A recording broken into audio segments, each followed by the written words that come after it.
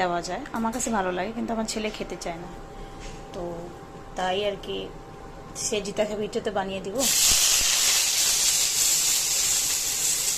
দেখো বেশি করে পেঁয়াজ দিচ্ছি, এখানে বেশি পাস্তা তার জন্য।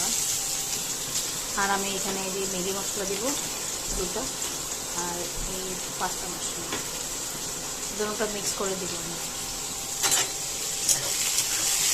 যেহেতু আজকে স্কুলে টিফিন শেয়ারিং, তো ঝাল মানে মরিচটা দিব না, সব বাচ্চারা খাবে না, আর আমার ছেলে খুব একটা ঝাল খেতে পারে না, তো তার জন্য মরিচটা আমি দিব না। সয়া সস ভিনেগার দেবো।